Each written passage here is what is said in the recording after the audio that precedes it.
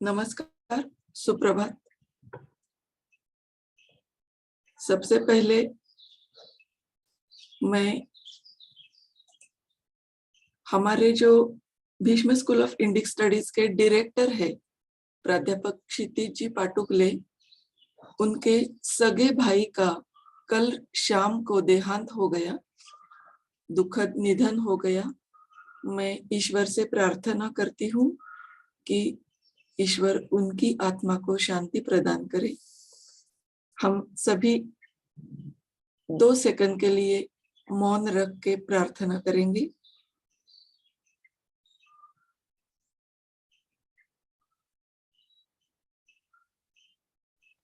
धन्यवाद। Show must go on, ऐसा सोच के हम आज का सेशन ले रहे हैं। पिछले हफ्ते हमने सामाजिक व्यवस्थाओं के बारे में जान लिया था। आज हम सामाजिक संगठन के बारे में जानने वाले हैं। मैं दिलीप केरकर सर, आप स्वागत है, नमस्कार।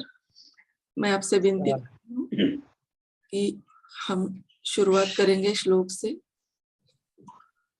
ओम पूर्णमदः पूर्णमिदं पूर्णात् पूर्णमुदच्यते पूर्णस्य पूर्णमादाय पूर्णमेवावशिष्यते। ओम शांति शांति शांति। धन्यवाद। स्वाति जी धन्यवाद।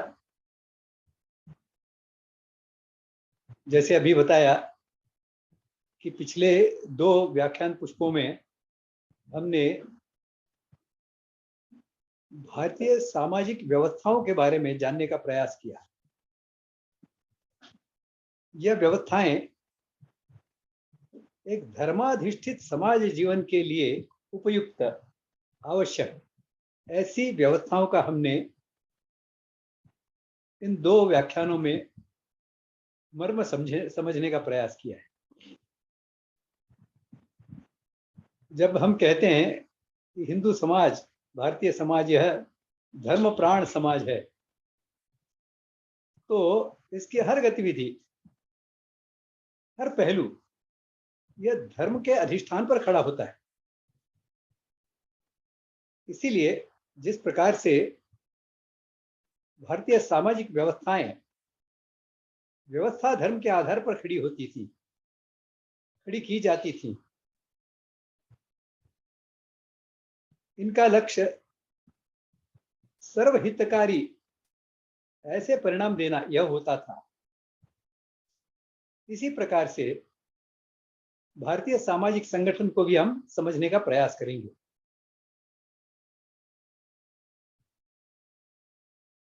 पिछले सत्रों में जो व्यवस्थाओं के बारे में हमने जाना है, हम ये बात एक अच्छी तरह से समझ लें कि कोई भी व्यवस्था अच्छी तरह से काम करे, इसके लिए उसके पीछे कुछ संगठनात्मक रचना आवश्यक होती है। यह रचना यदि ठीक से रही तो व्यवस्थाएं अच्छी चलती है। जैसे सेना होती है, किसी भी समाज की, राष्ट्र की सेना होती है, उसका काम रक्षण व्यवस्था का है। पूरे समाज के हर सदस्य की रक्षा की जिम्मेदारी उस पर है। तो रक्षण व्यवस्था ठीक से चले, हर व्यक्ति को सुरक्षा का लाभ हो, अन्याय न हो उसके ऊपर। इस प्रकार से यदि सेना को काम करना है अंतर्गत शत्रुओं के विरोध में और राष्ट्र के, समाज के बाहर के विदेशी तत्वों के विरोध में भी, तो इसके लिए सेना को अपने को संगठित करना पड़ता है। इसकी एक रचना होती है, इसके अलग अलग विभाग होते हैं। फिर सीमावर्ती प्रदेश में सेना आसानी से पहुंच सके, सेना को जो शस्त्र पहुंचा सके समय पर, कम समय में, इसके लिए सड़कें बांधनी होती है। तो सीमा सड़क के नाम से एक संगठन सेना के अंतर्गत खड़ा किया जाता है। एक टुकड़ी ऐसी खड़ी की जाती है जो सीमावर्ती प्रदेशों में सड़कें बनाती है। सेना का और भी विभाग होता है कि जिसमें सेना के लिए आवश्यक ऐसी बातों को संग्रहित किया जाता है और आवश्यकता अनुसार उसका वितरण होता है। तो इसके लिए सेना का एक विभाग होता है अलग। सेना का हर व्यक्ति यह अपनी जिम्मेदारी ठीक से निभा सके, इसके लिए सेना का एक प्रशिक्षण विभाग भी होता है। शिक्षण प्रशिक्षण वह देता है और इस सेना का जो संगठन है और जो व्यवस्थाएं हैं उसके लिए श्रेष्ठ ऐसे सदस्य निर्माण करता है, ऐसे व्यक्तियों का वो निर्माण करता है। ये तो बहुत बड़े स्तर की हमने बात की। एकदम अपने घर की बात करें तो हमारी भोजन व्यवस्था होती है। अब ये भोजन व्यवस्था अच्छी चलने के लिए हमारा यदि रसोई घर संगठित नहीं है तो फिर भोजन व्यवस्था अच्छी नहीं हो सकती। अब ये हमारे यहाँ हम में से जो गृहिणियां हैं वो तो बहुत अच्छी तरह समझती हैं, पुरुष भी समझते हैं क्योंकि घर में इतना तो उनका योगदान होता ही है कि वो कम से कम समझ तो लें। तो वो भी समझ जाएंगे कि रसोई घर यदि ठीक से संगठित है तो भोजन व्यवस्था अच्छी बनती है। और भोजन व्यवस्था अच्छी बनने का से तात्पर्य क्या है कि जो भोजन करने वाला है उसे पौष्टिक आहार मिले, पर्याप्त मात्रा में मिले, रुचिकर हो, स्वाद उसका अच्छा हो और शांत वातावरण में, प्रसन्न वातावरण में उसे भोजन के लिए शांतता मिले। ये सब बातें जो हैं, यह यदि रसोई घर संगठित होता है, रसोई घर संभालने वाला व्यक्ति जो होता है वो कुशल होता है, सामर्थ्यवान होता है, प्रेममय होता है, तो ये सब बातें होती हैं। और इस दृष्टि से व्यवस्था छोटी हो या बड़ी हो, उसके लिए संगठन की रचना यह अनिवार्य होती है। इसी प्रकार से राष्ट्र जीवन में भी श्रेष्ठ व्यवस्थाओं के निर्वहन के लिए श्रेष्ठ सामाजिक संगठन अनिवार्य होता ही है। अब कुछ वर्तमान के वास्तव को जानने का प्रयास करें। वर्तमान में हम देखते हैं कि ढेर सारे छोटे बड़े ऐसे संगठन समाज में हमें दिखाई देते हैं। अलग अलग उद्देश्यों को लेकर चलते हैं ये संगठन, लेकिन इनमें मुख्य जो उद्देश्य जो रहता है वो होता है स्वार्थ का। अपने स्वार्थ के लिए सामान्यतः ये छुटपुट छोटे बड़े ये सब संगठन खड़े किए जाते हैं। बहुत बड़ी कॉरपोरेट कंपनी है, वो भी खड़ी है तो स्वार्थ के लिए खड़ी है, और छोटा सा एक कुटीर उद्योग भी खड़ा है तो वो स्वार्थ के लिए खड़ा है। अपने हित के लिए उन्होंने अपने उद्योग को संगठित किया है। वर्तमान जो अभारतीय जीवन है, यूरोपीय जो मान्यताओं के आधार पर चलने वाला जो जीवन है, इसका एक तत्व कहा जाता है कि जो समाज जितना अधिक संस्थाओं से भरा होता है, यानी जिस समाज का जितना अधिक संस्थीकरण हो जाता है, इंस्टीट्यूशनलाइजेशन हो जाता है, उतना वह समाज अधिक विकसित माना जाता है। क्योंकि कल्पना ये की जाती है कि जब बहुत सारे ऐसे छुटपुट छोटे बड़े ऐसे संगठन खड़े होते हैं और संगठन के पीछे यद्यपि कोई एक व्यक्ति प्रमुख होता है, लेकिन वह 4 लोगों को साथ में लेकर, 50, 100, 1000 लोगों को साथ में लेकर आगे बढ़ता है। बोले उसका जो उद्देश्य है वह स्वार्थ रहा है, उसके साथ में जुड़े हुए जो लोग हैं उनका भी उद्देश्य स्वार्थ ही रहा है। लेकिन इसके कारण इस अभारतीय समाजों की मान्यता है, इससे समाज में सामाजिकता बढ़ती, अपने से परे सोचने की एक समझ बनती है, लेकिन प्रत्यक्ष में ऐसा होता दिखाई नहीं देता। हम देखते हैं किस किस प्रकार के संगठन आज समाज में दिखाई देते हैं। तो जैसे मैंने उद्योग वगैरह इनके तो बताए संगठन, छोटे बड़े लघु उद्योग है, कुटीर उद्योग है, मध्यम उद्योग है, एकदम विशाल उद्योग हैं, मल्टीनेशनल्स हैं, ऐसे तो इनके सब उद्योग हैं, ये सब संगठन हैं। इसके अलावा मजदूरों का संगठन है। पूरे विश्व के मजदूरों एक हो जाओ, किसके विरोध में? क्योंकि विरोध में है तभी तो संगठित होने की आवश्यकता है इनको। तो जो प्रस्थापित हैं, जो उद्योग चला रहे हैं, उनके विरोध में इकट्ठे हो जाओ। जो लोग शोषण कर रहे हैं उनके विरोध में इकट्ठे हो जाओ। तो मजदूर संगठन तो खड़े ही होते हैं किसी के विरोध के लिए, अपने स्वार्थ के लिए। साहित्यिकों के भी संगठन होते हैं। तो साहित्यिक लोग एक तो अपनी वाहवाही के लिए कुछ लोग मिल जाएं, यानी स्वार्थ के लिए कुछ लोग मिल जाएं, सब मिलकर शासन से कुछ आर्थिक लाभ बटोर सकें, इस दृष्टि से अपने अपने संगठन खड़े करते हैं। लेकिन उनके पीछे भी उद्देश्य तो जो मुख्य होता है वह स्वार्थ का ही होता है, ऐसा दिखाई देता है। इतने साहित्य सम्मेलन वगैरह होते हैं, सब ये साहित्य सम्मेलन नाम के लिए तो साहित्यिकों के होते हैं, लेकिन यह तो शासन या कोई राजनीतिक दल के आशीर्वाद से चलने वाले संगठन होते हैं। आगे देखते हैं हम, तो सरकारी औद्योगिक कर्मचारी जो हैं, यानी जो मजदूर नहीं है, मजदूरों से थोड़े ऊपर की दायित्व रखने वाले हैं, ऐसे शासकीय सेवा में या नौकरी में कहिए, और उद्योगों में भी जो कर्मचारी होते हैं वो भी अपने संगठन बनाते हैं। शासकीय सेवा में है उनमें केवल जो राजपत्रित अधिकारी हैं, यानी गेजेटेड ऑफिसर्स, उन्हें संगठन के लिए अनुमति नहीं है। उनके संगठन को सरकार ने कानून से अवैध तय किया है। लेकिन अराजपत्रित जो है, जो नॉन गेजेटेड ऐसे अधिकारी हैं, उन्होंने अपने संगठन बनाए हैं।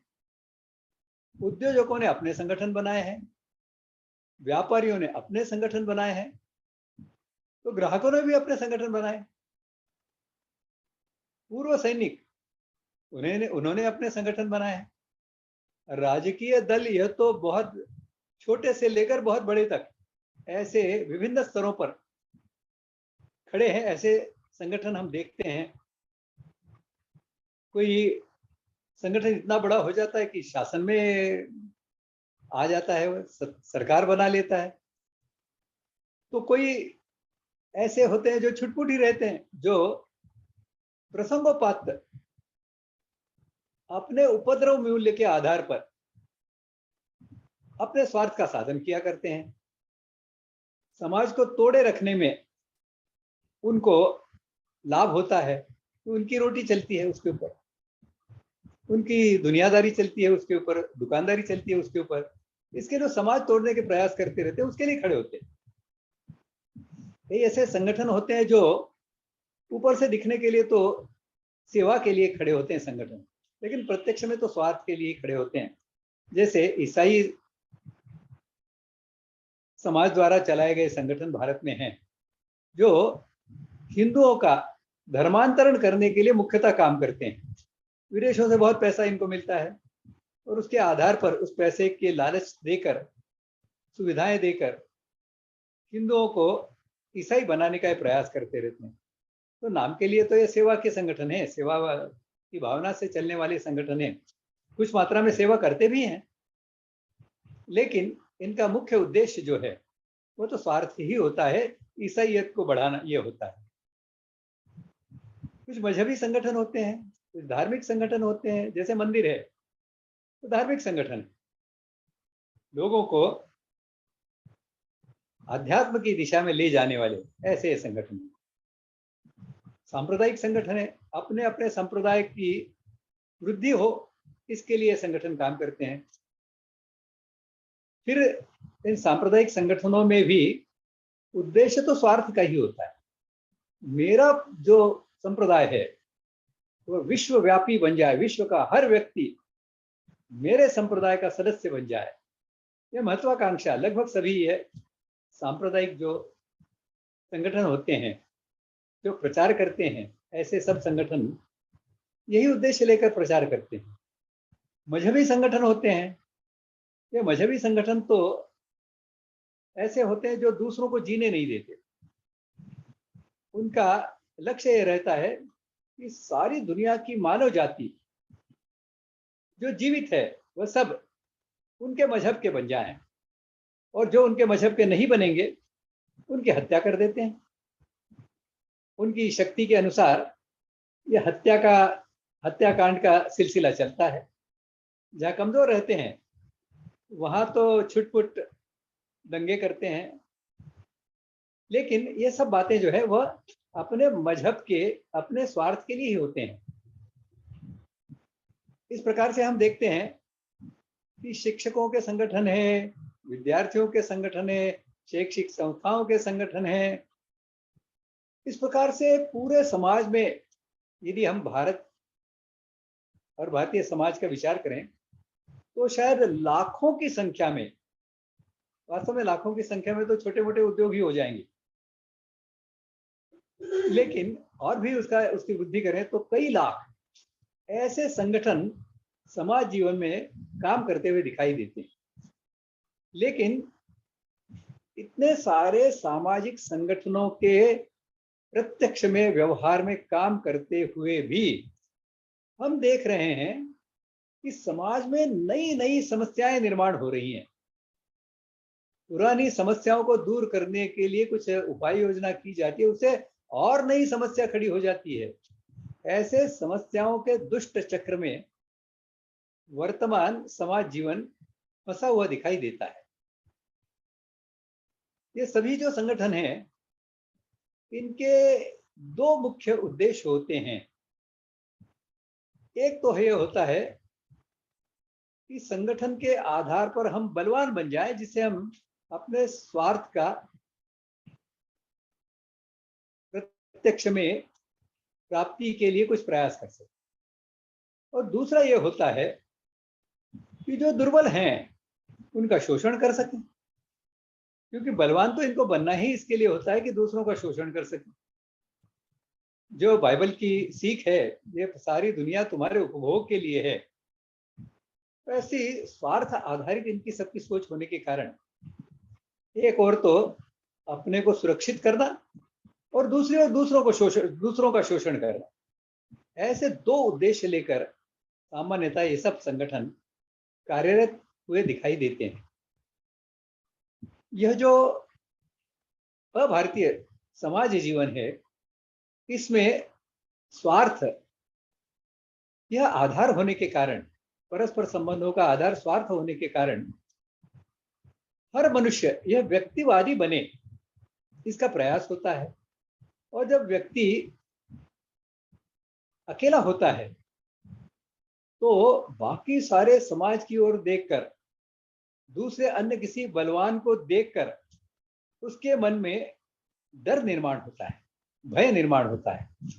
और इस भय को दूर करने के लिए अपने जैसे और कुछ दुर्बल लोगों को साथ में लेकर बलवान बनने का प्रयास करता है। इस उद्देश्य से भी कई संगठन बनते हैं कि जो दूसरे बलवान हैं उनका सामना यदि करना है तो हमें बलवान बनना होगा। तो इस प्रकार से हम देखते हैं यूनिवर्सिटीज हैं, शासन के अलग अलग विभाग हैं, इन सब के संगठन हैं अलग अलग व्यवस्थाओं को चलाने के लिए दृष्टि से। ऐसे संगठन तो लाखों, शायद करोड़ों की संख्या में भारत में हमें दिखाई देंगे, लेकिन फिर भी समाज जीवन पूरा का पूरा समस्याओं से ग्रस्त ऐसा हमें दिखाई देता है। इसका तात्पर्य यह है, स्पष्ट है कि ऐसे संगठन यह सर्वे भवन्तु सुखिनः के लिए सुसंगत नहीं हो सकते। तो कितने भी बड़े हों, कितने भी व्यापक हों, वह सर्वे भवन्तु सुखिनः के लिए सुसंगत नहीं हो सकते। भारतीय सामाजिक संगठनों का आधार, जैसे प्रारंभ में ही मैंने बताया, कि धर्म का अधिष्ठान होता है। ये धर्माधिष्ठित सामाजिक संगठन होते हैं। और धर्माधिष्ठित का अर्थ ऐसा है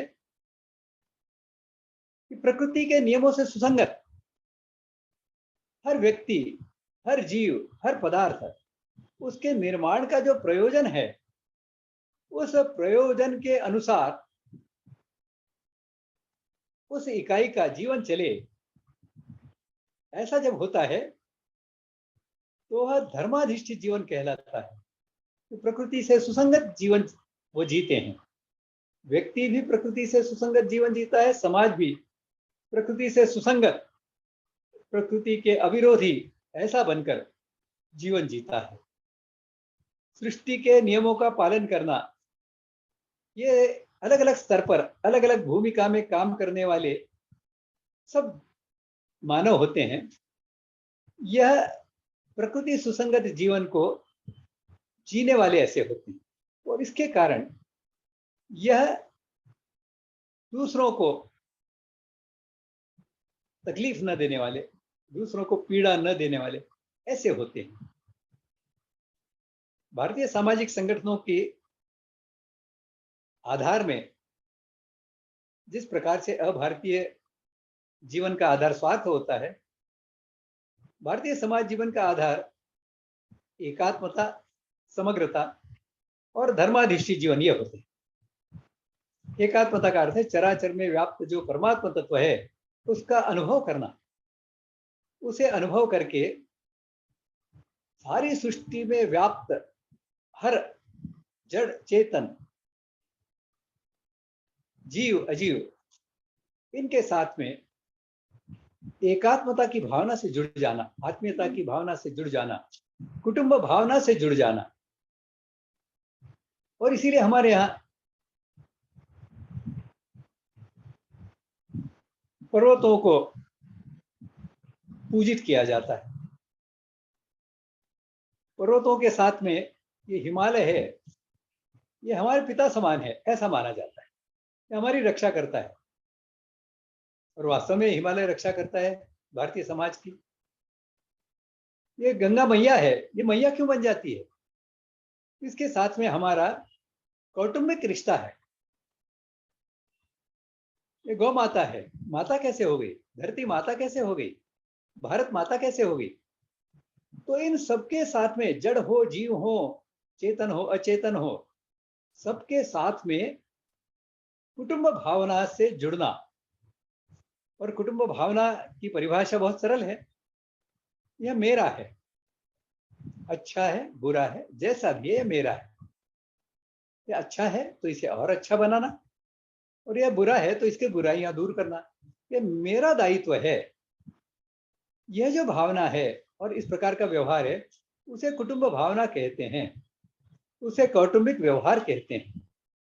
तो इस प्रकार से कौटुंबिक व्यवहार, कौटुंबिक भावना से ओतप्रोत समाज, यह एकात्मता का प्रकट ऐसा लक्षण है। समग्रता का विषय भी महत्वपूर्ण होता है क्योंकि सारी सृष्टि परस्पर बहुत निकटता से जुड़ी हुई है। हमने सृष्टि निर्माण की मान्यता के सत्र में ये जाना है कि वर्तमान साइंस का क्षेत्र भी इस दिशा में काफी आगे बढ़ चुका है। उनका भी कहना यह है, the whole universe is very closely interconnected. ये सारा पूरा जो विश्व है, दुनिया है, ये एक दूसरे के साथ में बहुत निकटता से जुड़ी हुई है। आगे वो बताते हैं, धूलि का एक कण भी यदि आप हिलाते हैं तो सारी सृष्टि हिलती है।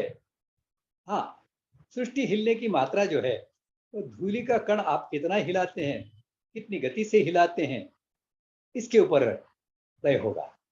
लेकिन सारी सृष्टि हिलती है, यह तो आज का साइंस भी मान्य करता है। इसलिए समग्रता का विषय यह भी भारतीय दृष्टिकोण से अत्यंत महत्वपूर्ण, और केवल भारतीय नहीं है तो सृष्टि की दृष्टि से या धर्म की दृष्टि से भी यह अत्यंत महत्वपूर्ण पहलू है।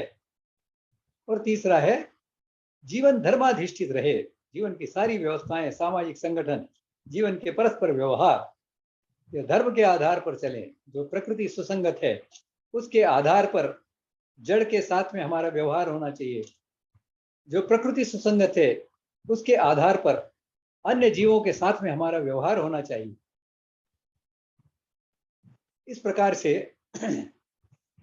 समाज जीवन जब एकात्मता, समग्रता और धर्माधिष्ठित ऐसे तत्वों के आधार पर अपनी व्यवस्थाओं को अच्छी तरह से चलाने के लिए संगठित किया जाता है, उसकी रचना तैयार की जाती है, तो उसे सामाजिक संगठन कहते हैं।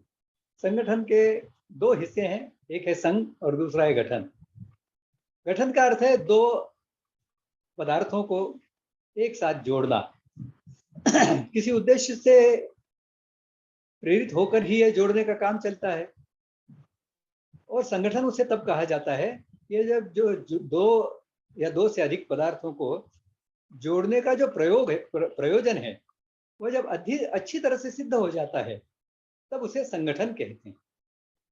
तो इस प्रकार से समाज के अलग अलग सदस्यों को, भिन्न भिन्न सदस्यों को इकट्ठे जोड़ना, यह तो समाज का संगठन है जो अभारतीय समाजों में भी चलता है। जिस उद्देश्य से उसे ये जो अलग अलग भिन्न भिन्न इकाइयों को इकट्ठा किया जाता है वह उद्देश्य यदि अच्छी तरह से सफल हो जाता है तो उस रचना को संगठन कहते हैं।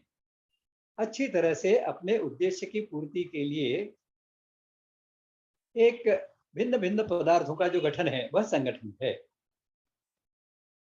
अब भारतीय और अभारतीय समाजों में संगठन का उद्देश्य जो है उसी में भिन्नता है। ये जो भारतीय सामाजिक संगठन का उद्देश्य है यह सर्वे ही भवन्तु सुखिना, यह चराचर में व्याप्त एकात्मता, यह है धर्मनिष्ठ जीवन, प्रकृति सुसंगत जीवन। और इसलिए इसकी रचना यह भी जो प्राकृतिक नियम है, प्रकृति के जीवों के संबंध में जो नियम है उन पर आधारित यह संगठन होता है।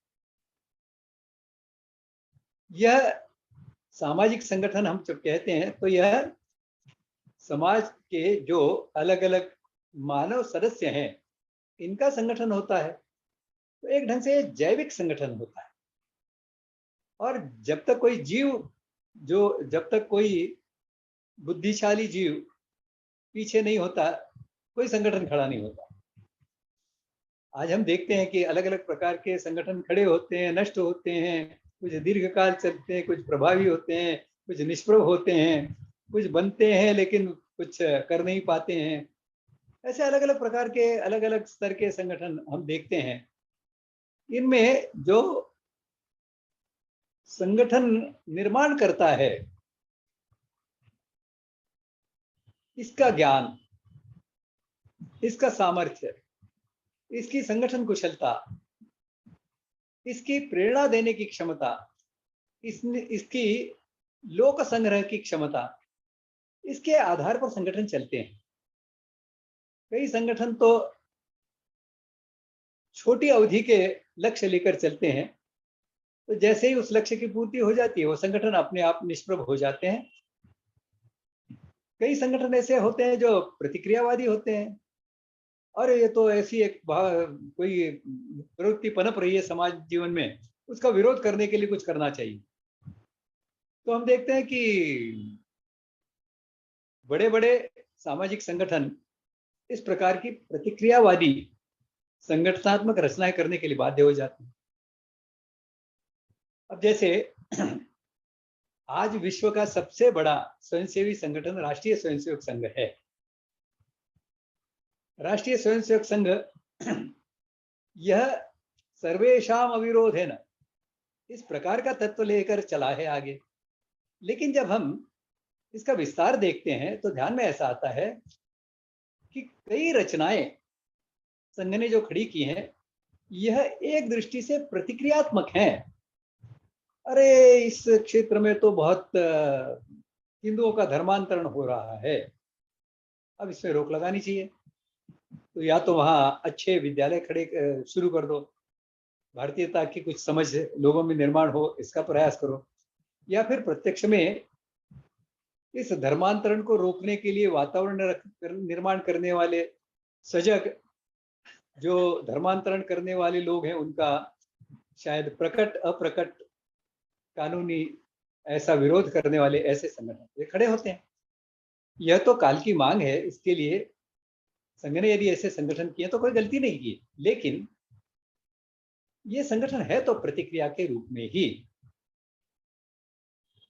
तो इस प्रकार से सर्वेशाम अविरोधन की भावना लेकर चलने वाले संगठन को भी वर्तमान जो सामाजिक परिप्रेक्ष्य है, अभारतीय परिप्रेक्ष्य है, उसके संदर्भ में अपनी भूमिकाओं को कहीं न कहीं छोड़ना अनिवार्य हो जाता है।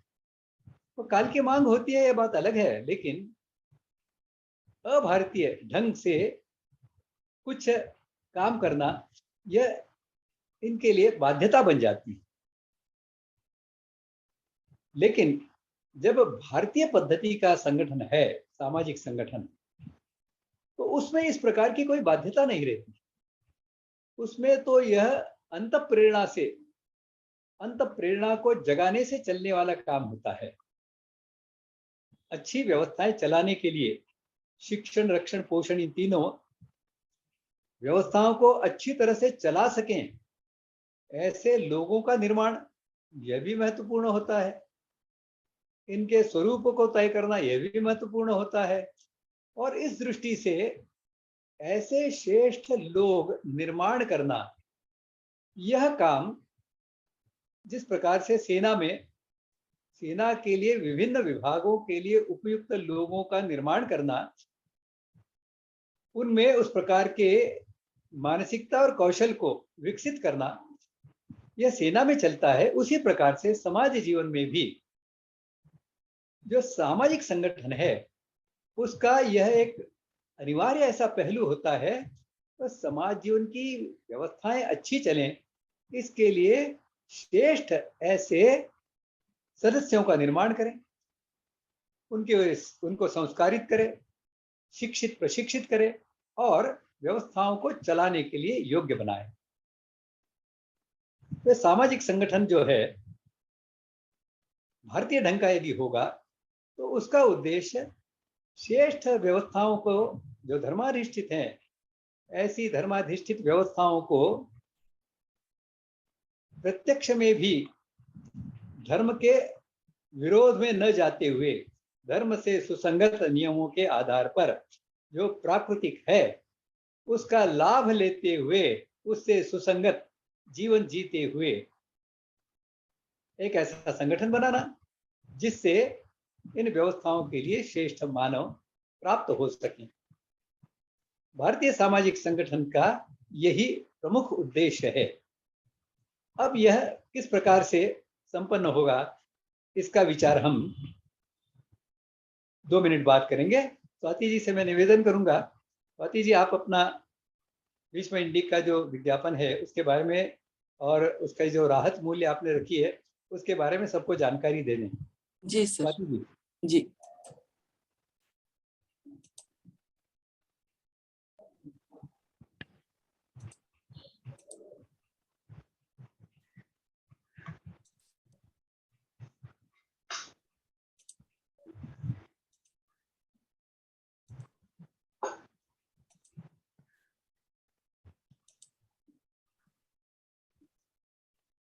हमें बहुत खुशी होती है कि दिलीप केरकर सर द्वारा लिखित जीवन का भारतीय प्रतिमान हमने 2 खंडों में प्रकाशित किया है, जिसका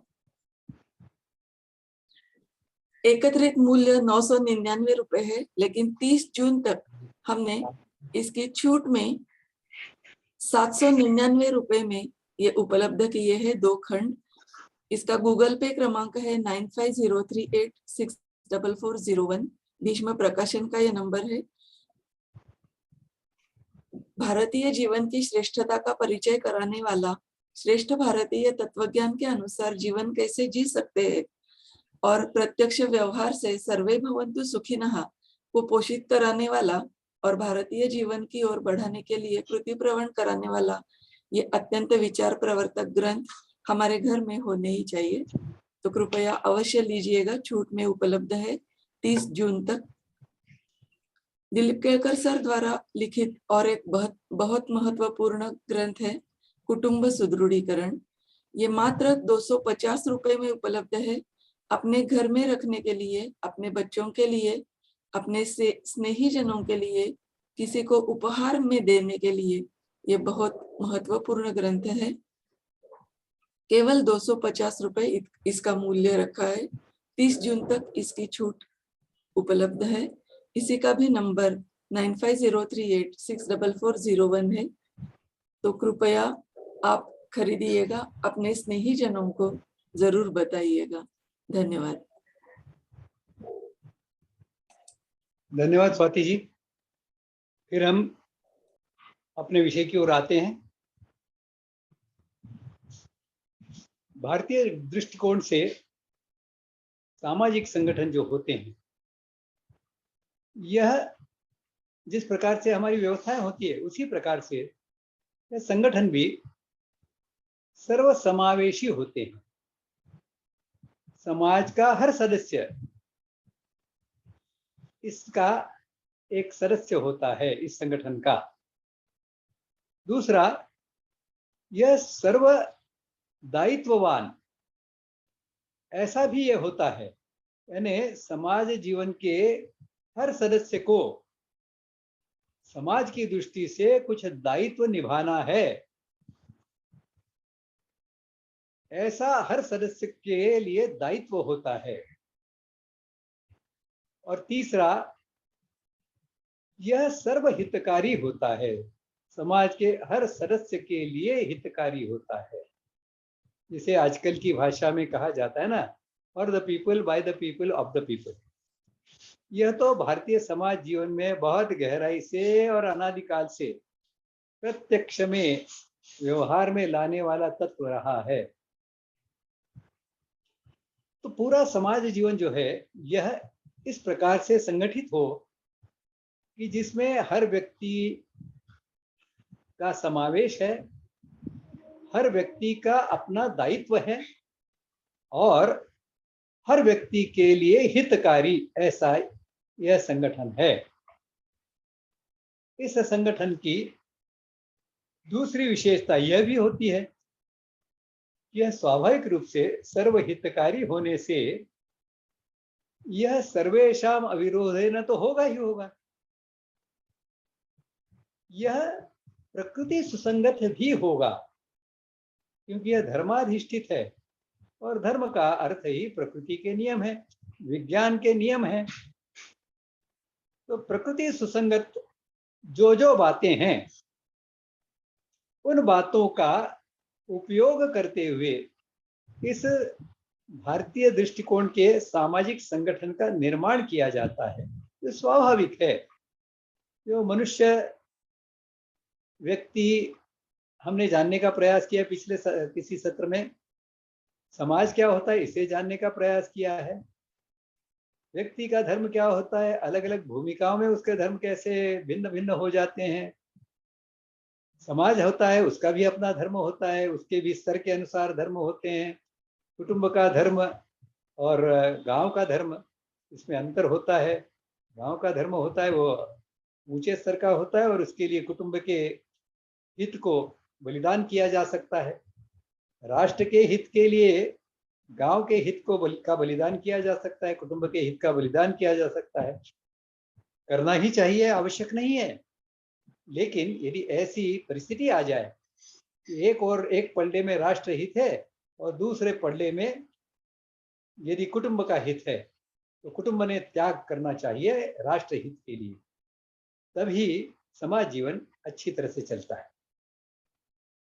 तो इस प्रकार से जो धर्म है, अलग अलग भूमिकाओं में व्यक्तियों के धर्म, अलग अलग संगठन की रचनाओं के स्तर पर काम करने वाले अलग अलग व्यक्तियों के धर्म, सामूहिक धर्म, यह सब जो है यह प्रकृति के नियमों से संचालित हों, ऐसा होना यह भारतीय सामाजिक संगठन का एक अनिवार्य ऐसा लक्षण है।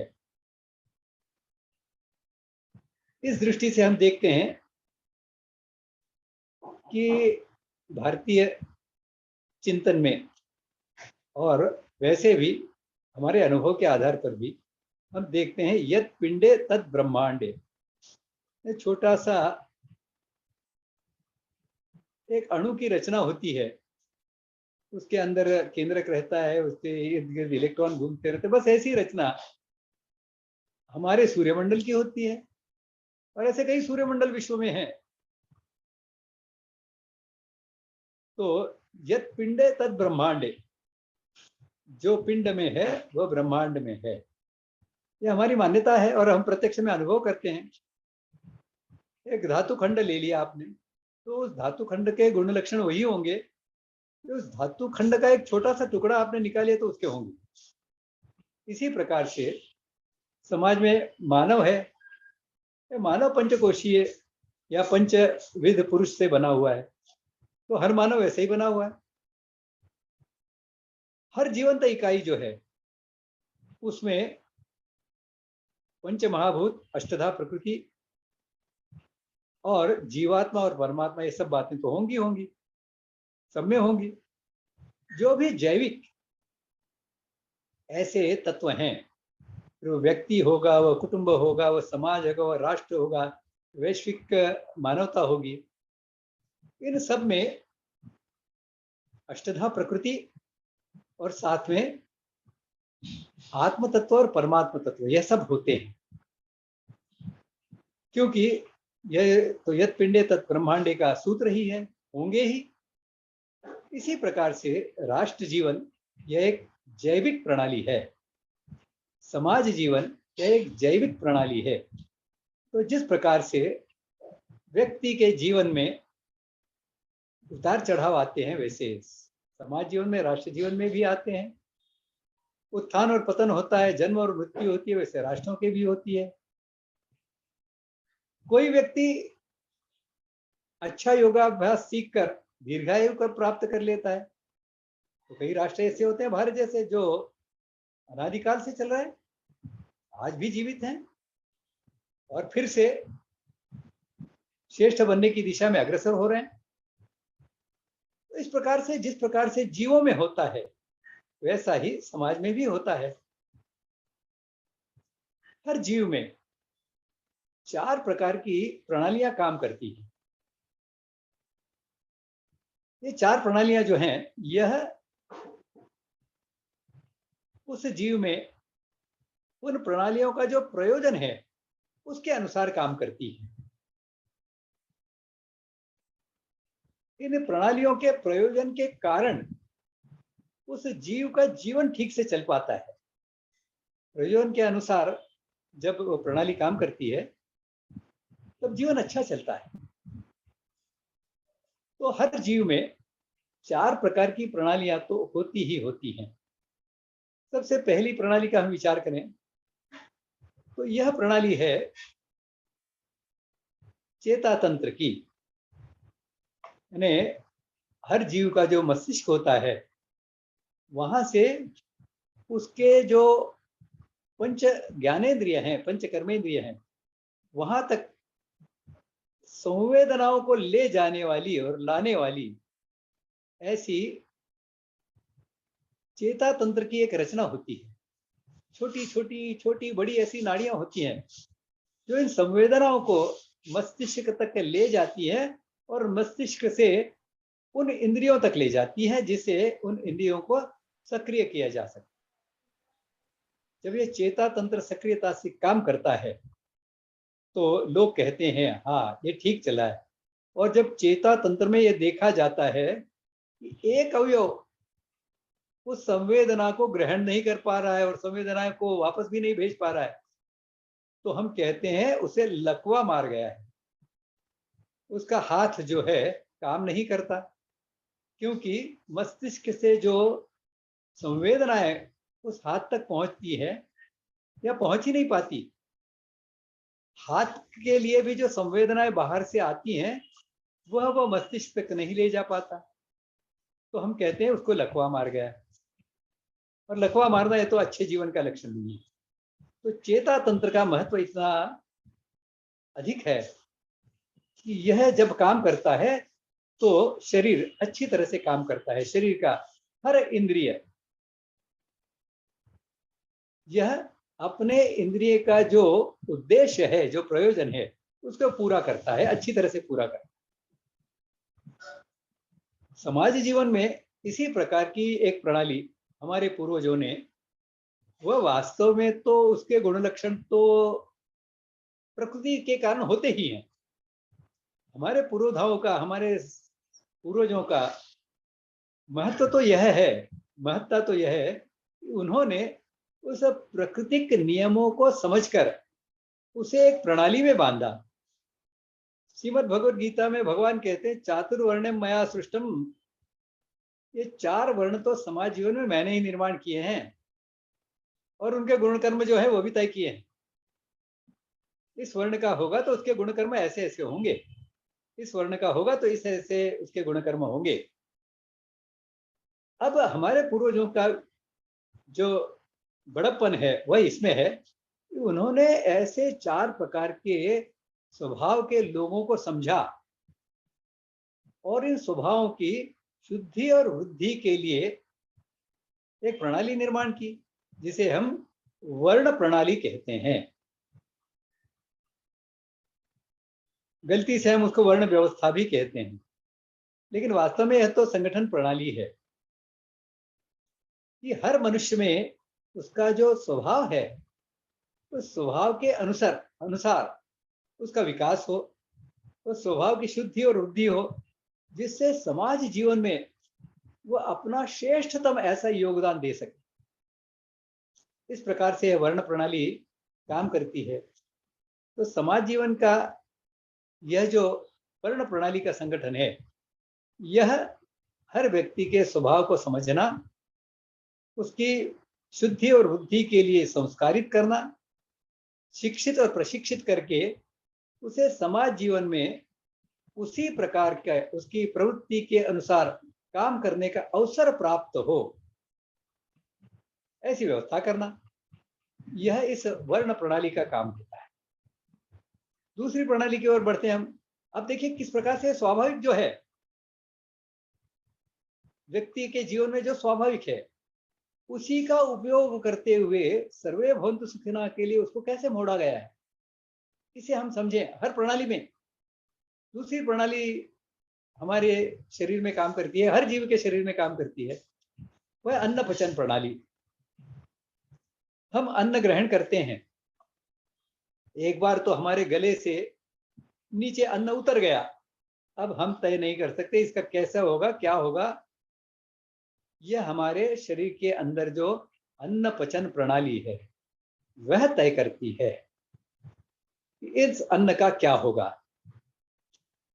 हमारा शरीर जो सप्त धातुओं से बना हुआ है, इन सप्त धातुओं के अलावा हमारे शरीर में कुछ भी नहीं है। तो ये सप्त धातु जो है, ये सप्त धातु निर्माण का काम हमारी अन्न पचन प्रणाली करती है। ये सप्त धातु कौन से हैं? तो पहला तो अन्न से बनता है अन्न रस, उससे रक्त, उससे मेद, उससे मांस, उससे मज्जा, उससे अस्थि, और सबसे अंतिम सबसे श्रेष्ठ जो धातु है वह है रज और वीर्य। स्त्रियों में रज और पुरुषों में वीर्य, ये निर्माण होते हैं। यह इस प्रणाली के कारण होते हैं। इस अन्न पचन प्रणाली के यदि उसमें बिगाड़ हो जाता है तो सप्त धातुओं में बिगाड़ होना स्वाभाविक होता है। अब ये देखो, ये भी कैसे प्राकृतिक है। ये सब जो समाज जीवन की आवश्यकताएं हैं इनकी पूर्ति होती रहे, तो इसके लिए हमारे पूर्वजों ने जाति व्यवस्था का निर्माण किया था। अलग अलग धातुओं के निर्माण के लिए जो जो आवश्यक बातें हैं वह निर्माण करने का काम समाज जीवन में हमारी जाति प्रणाली करती है। समाज जीवन की विभिन्न प्रकार की आवश्यकताओं को पूरा करना, फिर वह रक्त के रूप में वह निर्माण करने का प्रयोजन होगा या मेद के रूप में प्रयोजन होगा, उसकी पूर्ति करना, यह जाति व्यवस्था का काम होता है। इसके लिए समाज जीवन की हर आवश्यकता की पूर्ति करने के लिए अलग अलग कौशलों का, जो आनुवंशिकता से आते ही हैं, यह भी प्रकृति से जुड़ा हुआ है, उस आनुवंशिकता को ही एक आकार देकर जाति व्यवस्था का, जाति प्रणाली का निर्माण किया गया। और हम देखते हैं कि अनादिकाल से रामायण में भी जातियां थी, आज भी जातियां हैं, हालांकि हमने इसको तोड़ के जर्जर कर दिया है, निष्प्रभ कर दिया है, लेकिन फिर भी जो कुशलताएं हैं, यह तो हमारे गुण सूत्रों के आधार पर आनुवंशिकता से एक पीढ़ी से दूसरी पीढ़ी तक तो आती ही रहती हैं, आने ही वाली हैं। तो इस दृष्टि से यह दूसरी प्रणाली जो है, यह वर्ण प्रणाली का दूसरा हिस्सा है, इसे हम जाति प्रणाली कहते हैं। और वर्ण और जाति, इन दोनों का जो ताना बाना है, उसको मिलाकर वर्ण प्रणाली हम कह सकते हैं। तो हमारे सामाजिक संगठन का एक महत्वपूर्ण पहलू जो है, हिस्सा है, वह यह वर्ण प्रणाली के दो पहलू हैं, एक तो वर्ण और दूसरा है जाति।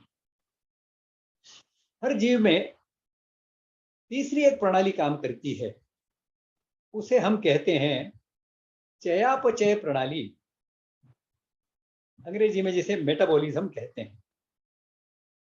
इस चयापचय प्रणाली में एक प्रक्रिया निरंतर चलती रहती है। हमारा शरीर जो है वह पेशियों का बना हुआ है, तो हजारों लाखों की संख्या में हमारी पुरानी पेशियां जो शरीर में है वह नष्ट होती रहती हैं, और इसी प्रकार से नई पेशियां निर्माण होती रहती हैं। यह एक स्वाभाविक प्रक्रिया है।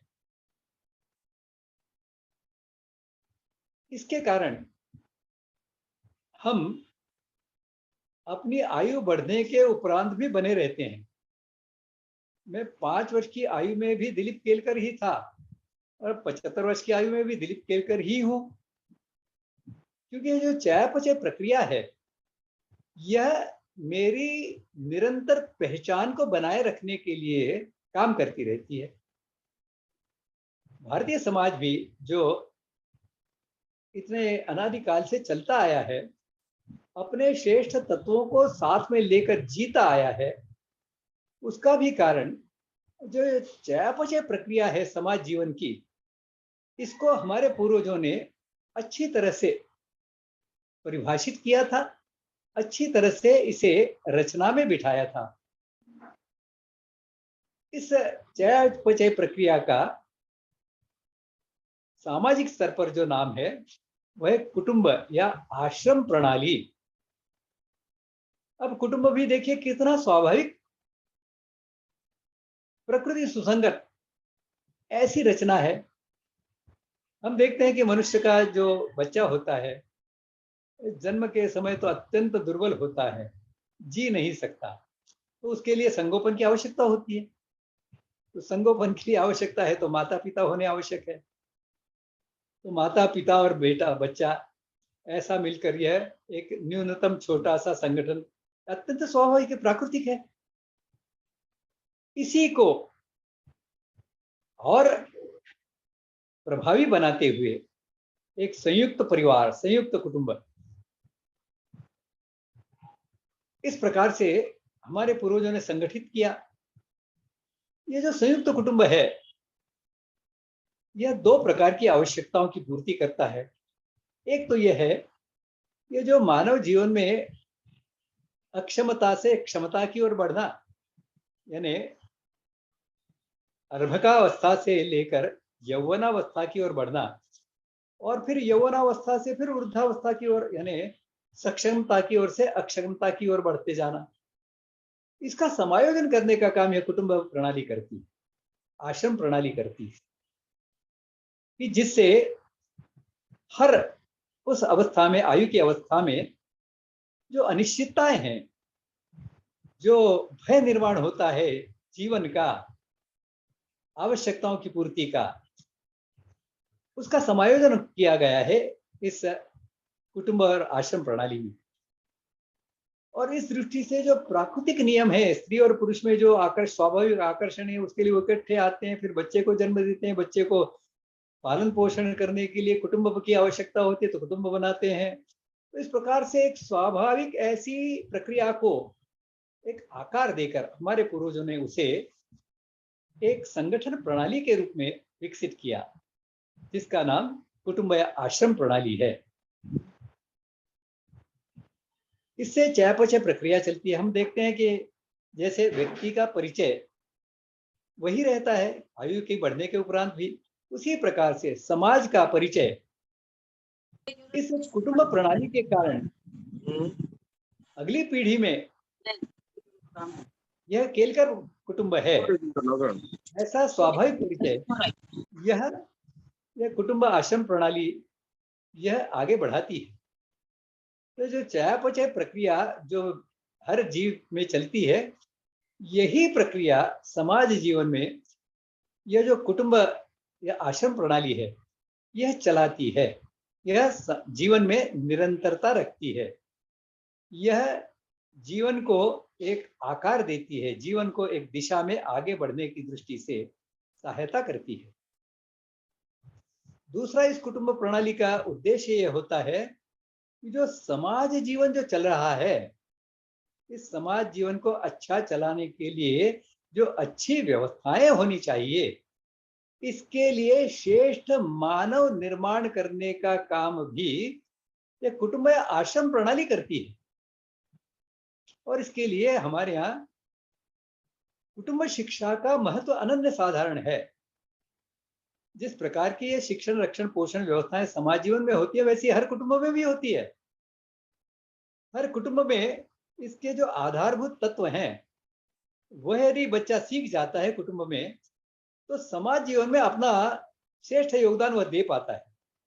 व्यवस्थाएं यदि नहीं सीख पाता तो उजड़ के जैसा समाज के ऊपर भार बना पड़ा रहता है।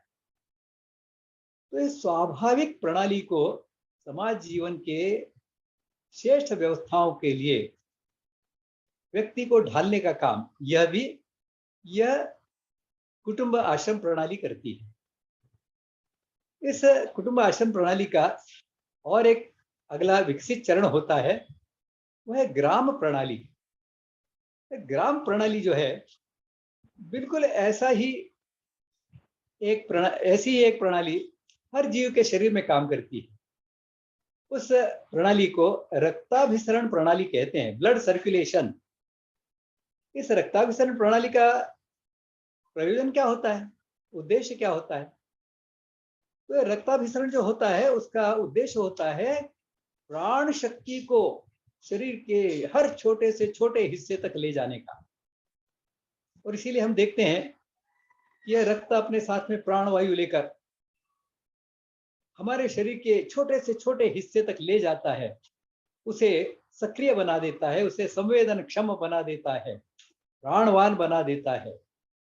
और फिर वहां उस प्राणवायु का उपयोग होकर उसका जब कार्बन डाइऑक्साइड बनता है तो उसे वापस लाकर अपने हृदय में उसका फेफड़ों में शुद्धिकरण हो जाता है और फिर उसे प्राण शक्ति लेकर पूरे शरीर में उसका संचार होता है। तो ये प्राण शक्ति को सर्वत्र पहुंचाने का काम जिस प्रकार से हर जीव में रक्ताभिसरण प्रणाली करती है, इसी प्रकार का काम समाज जीवन में हमारे ग्रामकुल करते हैं। ये ग्राम जो है यह वास्तव में विस्तारित कुटुंब ही होते हैं। समाज जीवन के हर सदस्य की हर आवश्यकता की पूर्ति करना, ये इनका काम होता है, प्राण शक्ति सर्वत्र पहुंचाना। तो इस प्रकार से समाज जीवन के हर घटक तक, हर सदस्य तक, जो दुर्बलतम घटक है, सदस्य है, उस तक भी पहुंचाने का काम यह ग्राम प्रणाली करती है। यह ग्राम प्रणाली और कुटुंब आश्रम प्रणाली दोनों मिलकर इसे आश्रम प्रणाली कहा गया है। और ये चारों प्रणालियों को मिलाकर यह वर्णाश्रम इस नाम से हमारा संगठन बनता है। धर्मयुक्त होने के कारण, यह धर्म की प्रतिष्ठापना के लिए होने के कारण इसे हमारे पूर्वजों ने वर्णाश्रम धर्म इस नाम से समाज जीवन में प्रस्थापित किया था, प्रतिष्ठित किया था। और जब तक हम देखते हैं वर्णाश्रम धर्म हमारे यहाँ अच्छी तरह से इनका पालन होता रहा, हमारे देश में सारा समाज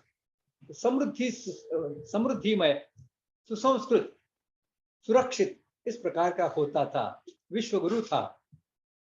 यह वर्णाश्रम धर्म जैसे जैसे दुर्बल होता गया, हम देखते हैं कि भारत भी दुर्बल होता गया, भारतीय समाज दुर्बल होता गया। इस चार प्रणालियों का एक एक प्रणाली का विचार हम आगे जाकर करने वाले हैं। यहां हम इतना ही समझ लें, यह जो प्राकृतिक ऐसे नियम हैं, इनके ऊपर आधारित व्यक्ति की जो भावनाएं हैं, क्षमताएं हैं, उनको ठीक से रचना में बांधकर इस वर्णाश्रम धर्म का निर्माण किया गया है। रचना का निर्माण तो मानवकृत है, लेकिन रचना के लिए जो आवश्यक बातें हैं वो प्राकृतिक हैं। और ऐसी जब प्राकृतिक बातों को लेकर कोई रचना निर्माण की जाती है तो दीर्घायु होती है। जितना प्रकृति सुसंगत होगा जीवन, वह दीर्घायु होगा, इसमें कोई शंका की बात नहीं। ये भारतीय समाज जीवन भी जो इतनी दीर्घायु तक चला है, उसका भी एक महत्वपूर्ण पहलू धर्माधिष्ठित यह सामाजिक संगठन जिसे हम वर्णाश्रम धर्म के रूप में जानते हैं, यह रहा है। इसे हमें समझना होगा। आगे आने वाले व्याख्यान पुष्पों में हम इन विभिन्न संगठन की प्रणालियों को समझने का प्रयास करेंगे। किस प्रकार से यह प्रणालियां समाज को श्रेष्ठतर और श्रेष्ठतम बनाती रही, इसके बारे में हम समझने का प्रयास करेंगे। यहां मैं अपनी वाणी को विराम देता हूं। धन्यवाद।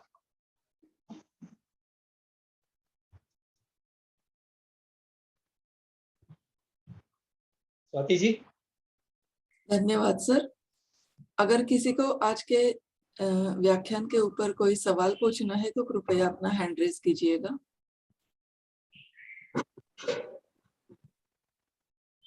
विकास गुप्ता, आप पूछना चाहते हैं? मैं 7 धातु पूछना चाहता हूँ, कौन कौन सी बताई थी जी? 7 धातु। 7 धातु। अन्न रस बताया आपने जी। अन्न रस, रक्त, मेद यानी चर्बी, मांस, मज्जा, अस्थि और रजवीर्य। रजवीर्य का एक ही स्तर है। स्त्रियों में रज है, पुरुषों में वीर्य है। अनरस, रक्त रस, मध, चमड़ी, मेद। मेद मेद। मेद का क्या तात्पर्य होता रक्त है के जी? आगे मेद। मेद फिर का क्या? मेद यानी चर्बी। चर्बी, ठीक है जी। हाँ, तेल निकल आता है ना, हाँ जी, जैसे हाँ जी, हाँ जी, मछलियों का तेल निकालते हैं, जी जी चर्बी जी होती है उनकी, मेद जी रहता है। जी। और रज 2 रह रहे जी। और रक्त रस, अन्न रस, रक्त रस, मद रस, मेद रस। नहीं, बाकी सबको रस नहीं कहा जाता। उनको तो अच्छा, उनके तो अपने नाम है। ये केवल अन्न रस को, अन्न से भिन्न क्या है, उसका जो निचोड़ है अन्न का, वो ये है। कहा जाता है कि जब आप 40 ग्राम अन्न खाते हैं तो जी, 1 ग्राम अन्न रस बनता है उससे। ठीक है 40 जी, ग्राम अन्न रस बनता है तो उससे 1 ग्राम रक्त बनता है। ठीक है जी। इस अनुपात में यह रजवीर्य तक जाता है, हर स्तर पर 40 गुना। ठीक है जी, धन्यवाद। किसी और को कोई सवाल पूछना है तो कृपया हैंड रेज कीजिएगा।